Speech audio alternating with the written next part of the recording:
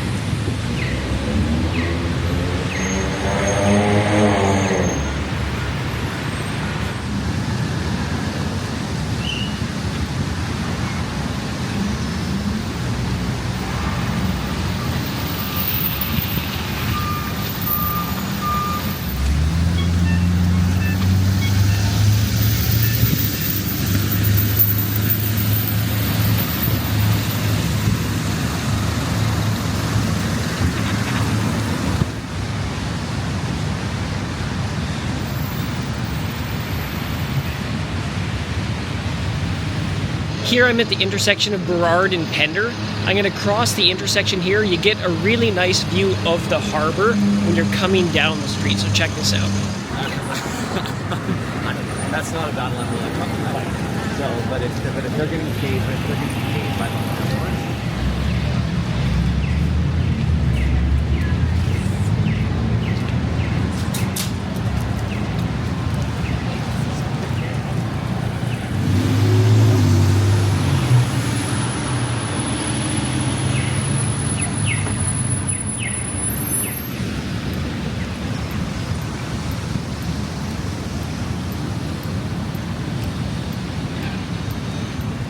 Now, although the sky is quite blue here, it's not super warm.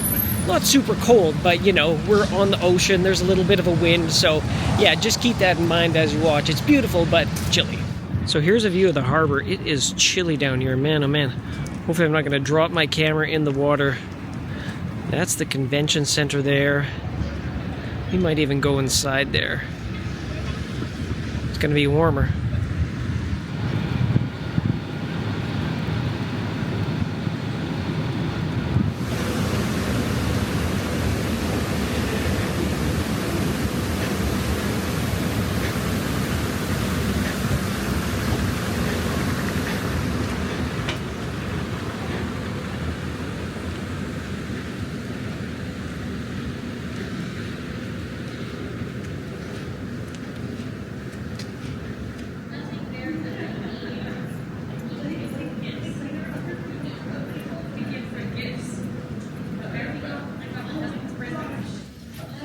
It is so expensive.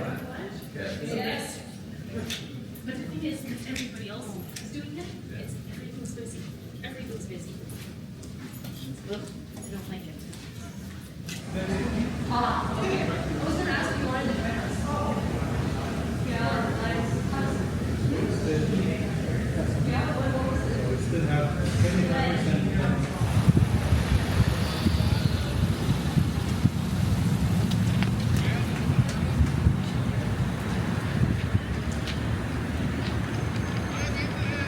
Okay, now we're inside, kind of in a boomy sort of a hallway here. One thing I really like about filming with this is it's very discreet. The screen is big enough that you can see, but it's not like having your phone out, which is very obvious. And it's a really natural thing to hold in your hand, so it just doesn't feel like you have a big, obvious setup, but it still is a decently powerful setup. And it's smooth. Now, is it just me, or is this the smallest escalator you've ever seen? Check this out.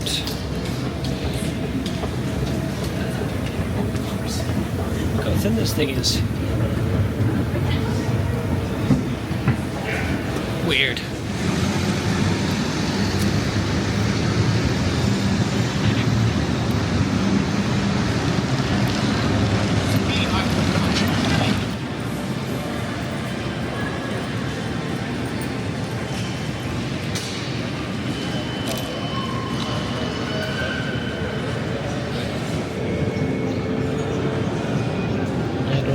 These are.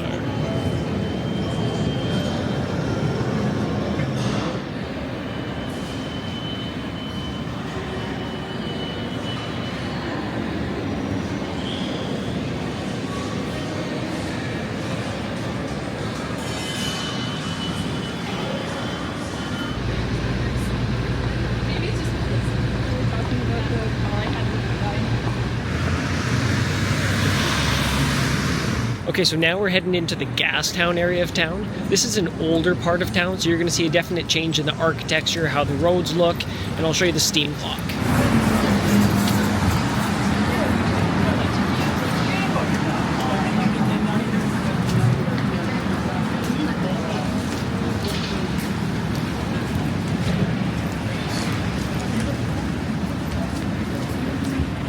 I have my gimbal movement speed turned all the way down here, so you can do these really, really nice, long, slow pans. Oh, well, kind of ruined that, but you get the idea. See, the streets are old here. It's an old part of town, but it's nice. In a way.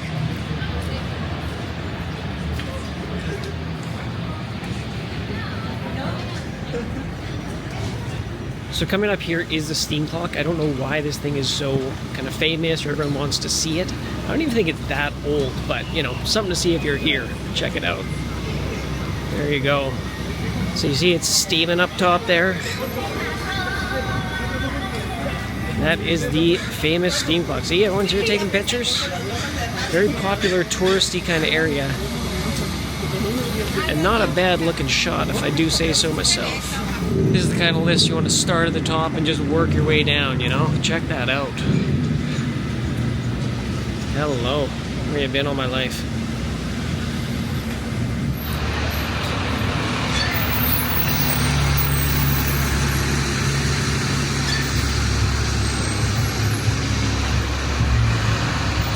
Now here we're going to hang a right on Abbott Street. I find when you're in Gastown, this is a very good time to turn right. Neighborhood takes a little bit of a turn after this if you don't take a turn, so let's head right. See, right now we are going directly into the light here. Pretty challenging shot. See if people, sometimes they stop, sometimes they don't.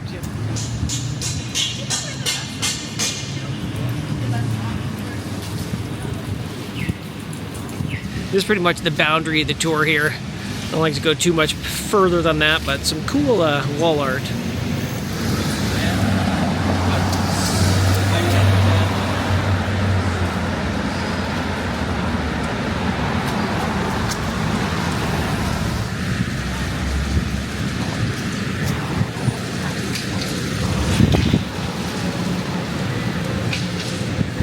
Hopefully back into the sunshine soon here. It is a chilly fall day, I am telling you. But I'm trying to get some real mixed lighting conditions here, get my skin in some different light, get my voice in some different areas, because I really want to see how it's going to integrate into my workflow. I film a lot with my smartphone, so I think it's going to have an easier time than if I filmed with a really nice camera. But ultimately, the image quality has to be good enough, the audio has to be good enough, it has to be of the quality for it to work.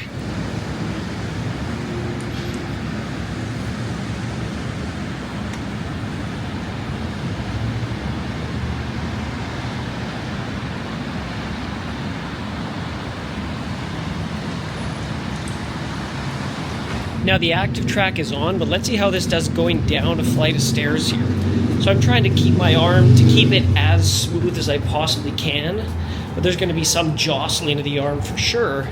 But this active face tracking does just an amazing job, and I love the fact that you can just turn it on so it goes on automatically in selfie mode, because when you're in selfie mode, I don't know why you wouldn't want to have the auto face tracking turned on. Wow. Full size.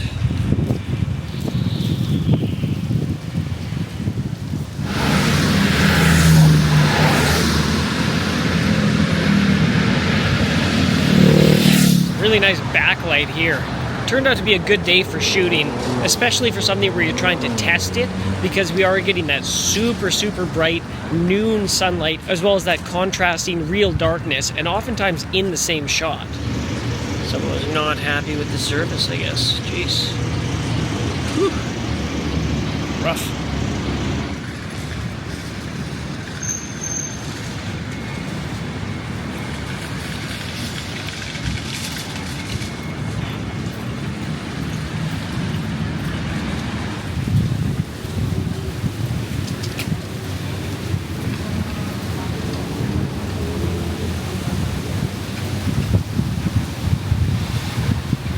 Okay, now I came to a really busy area because I want to try some slow motion and some hyperlapse. So we're right at Granville Street. There's going to be a ton of people here.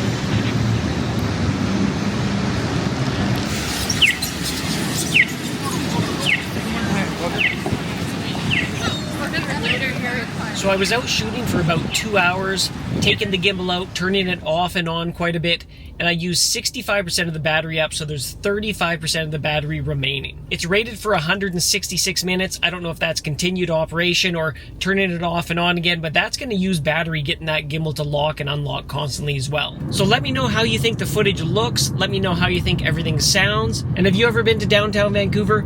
Pretty cool place to check out, and definitely someplace I'll be going back for some more footage soon.